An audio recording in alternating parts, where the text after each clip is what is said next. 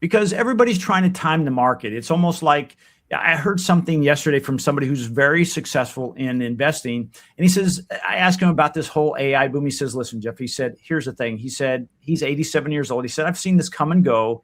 He said, I buy the market. I don't buy a specific area. And he said, the other thing is, he said, I'm in for it for the long haul. If I'm in for it to a couple of years, he said, I can make a mistake and it'll wipe me out. But if I'm into it for 20 years, it makes no difference. He said, right. And statistically, isn't that true? If somebody buys a house today, no matter what the price is, 15, 20 years from now, aren't they going to win? Yeah. I mean, but people still have stuck in their head the Great Recession of '08. But when you look at the history of home prices, and you can Google this, you're going to see a relatively consistent trend upward over decades. Now, there's been a couple of dips, including '08. But overall, I mean, owning a home is highly, highly likely to be a winner for you long term. And that's the way you've got to think about it. And so, yeah, with this last slide we've got here, what's the biggest mistake we're seeing? Well, we've already touched on it. They're waiting for lower rates. They're not finding out what they can qualify for, and they're not taking the step to get actually a formal pre-approval.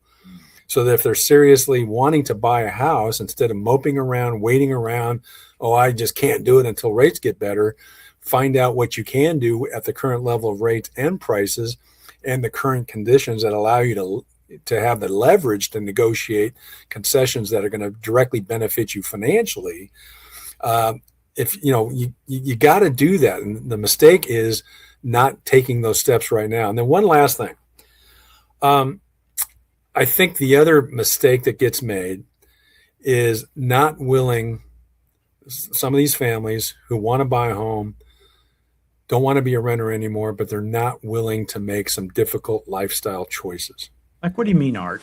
Well, I recently told the story on this program just a couple of weeks ago. In fact, it was on Memorial Day. I got a call from a prospective buyer referred to me by an agent. And I got to talking to the gentleman. He's married with 2 kids, and he talked about, I asked him some questions and found out how much money they make. It was a very big number. I mean, it's well over 6-figure. And he was paying $3,000 a month in rent and wanted to buy a house, but he wanted his mortgage expense, all in principal and interest, taxes, insurance, HOA dues, to be $3,000 a month. Well, I gently told him that's not really realistic, that we could do that, but you better look for a home that's $300,000, and you're not likely to find a single family detached homes with 3 bedrooms. So you have one for you and your wife and your 2 kids. You're going to get a pretty modest house that you probably aren't even going to be willing to live in. And then I pointed out that based on their income level, that they could qualify for almost double that. Wow.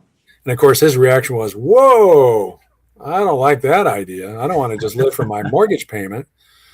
And I said, well, you got to make some lifestyle choices. I said, do you have a lot of debt, car payments, credit cards? I was expecting him to say, yeah, we got 2 cars and they're each $800 a month. Well, thankfully he has 1 car. They have 1 car, $700 a month, with 1 car with a payment, $700 a month. Not a lot of other debt. But then what kind of made me take a step back or kind of go, wow, was when I was talking about lifestyle choices. He said, you mean like we go out to dinner 5 nights a week? What? Yeah. And I said, well, pardon me, but yeah, that you're bringing up something that you need to make some tough decisions about. Understand that's what you like to do. I'm sure it's good. Get the family together. You're out with your family, but 5 times a week, if you do the math at today's restaurant prices, even the modest places, you're probably spending $2,000 a month. And that's if you go to McDonald's. Well, yeah. And so I tried to impress upon this gentleman that those are the kind of things you need to make some tough decisions on. Yeah, lifestyle is great.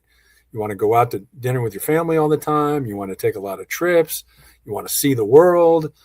That's all great and good. And I don't mean to criticize that. If that's what is going to make you happy in life, so be it. I'm all for it. But understand, where is that going to take you long term? And I know, again, it sounds like an old guy lecturing, but you got to think about your future.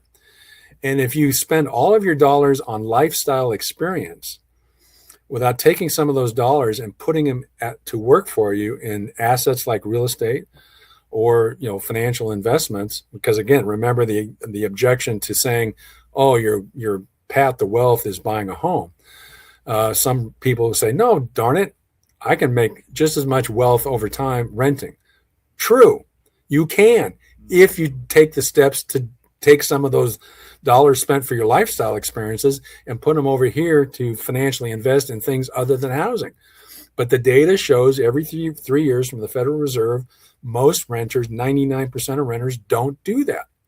They say they will, and they don't. So that's what I try to impress upon people, and I did with this gentleman, is you need to make those tough lifestyle choices.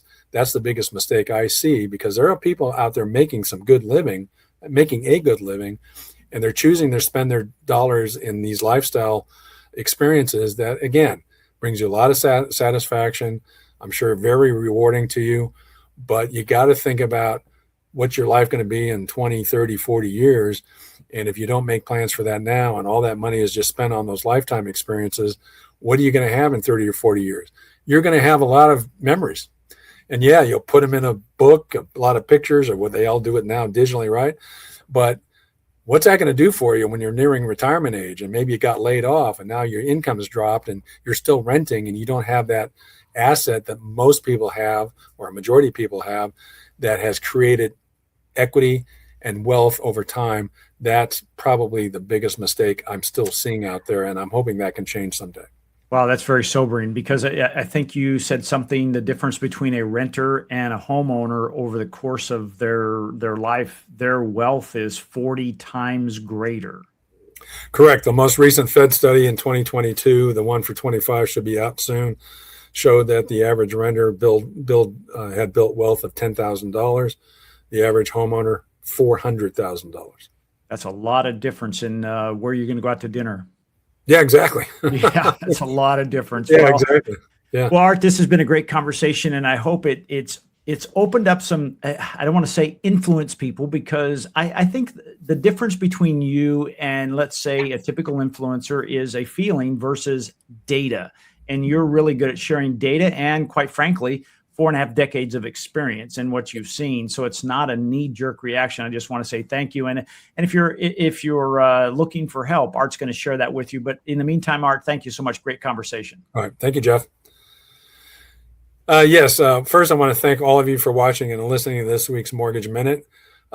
Please, if you have any interest at all in learning more about what you can do now to buy a home and so forth, please give me a call.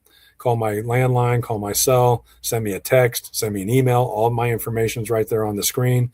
Would love to have just a basic conversation with you. And if I can help you get to your goal of home ownership and wealth creation, I'll show you the pathway to get there. And if you decide that's not for you and you want to continue doing what you're doing and experience your life and your lifestyle the way it is, more power to you. I respect you for that, and wish you nothing but the best. But again, there are other options, and I'd love to have the opportunity to show you what those are. So in the meantime, have a great weekend. We got a great, packed weekend in terms of all the sporting events I just mentioned at the start of the show. And so please enjoy that, or whatever else you're going to do this weekend. It's summertime, so go to the beach, go to the park. Otherwise, just enjoy the weekend. And we'll see you again next week on the next edition of the Mortgage Minute. Again, Art Alvarez at MortgageWorks, where we have the answers and they're on the house. So long. Take care.